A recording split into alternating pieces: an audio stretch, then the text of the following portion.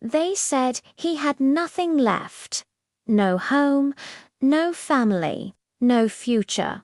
But one cold night, in a dark alley, a homeless man would make a choice that shocked the world.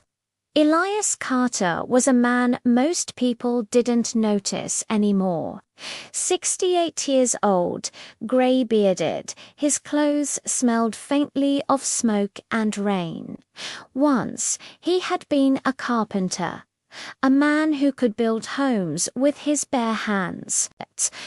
But after his wife's illness, medical bills, and foreclosure, life stripped everything away.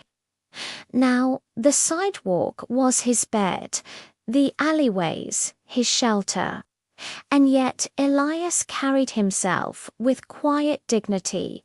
His eyes, though tired, still held a calm strength. That night he sat huddled against a shuttered shop, rubbing his hands against the bitter cold. Then came the sound, the low roar of a motorcycle. It sputtered, coughed, and finally died. Out of the shadows staggered a biker, tall, broad-shouldered, tattoos curling up his arms, scars across his face. His leather vest bore the patches of the Hells Angels, but there was no swagger in his steps. He clutched his stomach, weak with hunger. His voice rasped, "Don't worry, old man. I'm not here to bother you." He slid down the wall opposite Elias, breathing heavily. For the first time, Elias looked past the tattoos and scars and saw not a fierce outlaw, but a broken man. Elias reached into his pocket. He knew exactly what was there. A single, crumpled $10 bill. His last saved for a diner meal tomorrow. His mind whispered, "If you give this away, you'll have nothing." But his heart whispered louder. Without a word, Elias stretched his hand across the space between them. "Here, get yourself something to eat." The biker stared at the bill as if it was impossible. You serious?" Elias nodded. "Looks like you need it more than I do." The biker's hands trembled as he accepted it. His name was Mason, though his brothers called him Iron Hand. And that night, he promised himself something. He would never forget this act. Then he disappeared into the night. By morning, Elias had nearly forgotten the encounter. He sat outside his shack, half dozing when he heard it. A sound, low at first, then louder, rolling, rumbling, like thunder. Elias sat up, his heart stopped. Motorcycles. Dozens, hundreds. The entire street filled with chrome and steel, roaring engines shaking the ground. 300 bikers, at the front of the line, Mason rebuilt bike, fierce pride in his eyes. Elias's breath caught. Had he done something wrong? Was this revenge?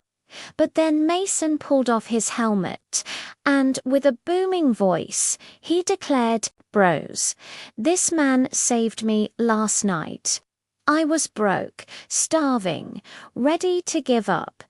He gave me his last $10, his last, and if that ain't true brotherhood, I don't know what is." A cheer erupted, engines roared, and then, one by one, the bikers stepped forward. They laid food at his feet, bags of clothes, envelopes filled with cash, jackets to keep him warm. One biker handed him steady work fixing bikes, another arranged housing. And in minutes, Elias's world transformed from invisible to surrounded, from forgotten to family. Passers-by filmed the scene. By nightfall, the video went viral. The story of the $10 miracle spread across the country. Reporters asked Elias why he gave away his last dollar. He always answered the same way. Because sometimes the little you have can mean the world to someone else. Months later, Elias had a small apartment, steady work, and friends who checked in every day. He no longer slept on cold sidewalks. One evening, Mason visited. They sat together, watching the city lights.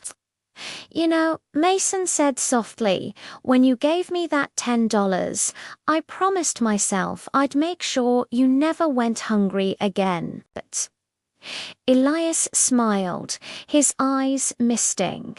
"You already kept your promise. The moment you came back."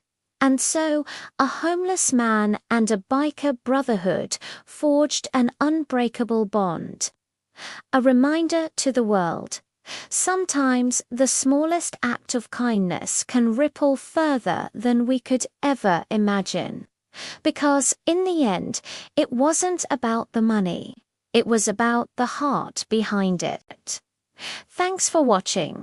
Don't forget to like, subscribe, and share this story if it touched your heart.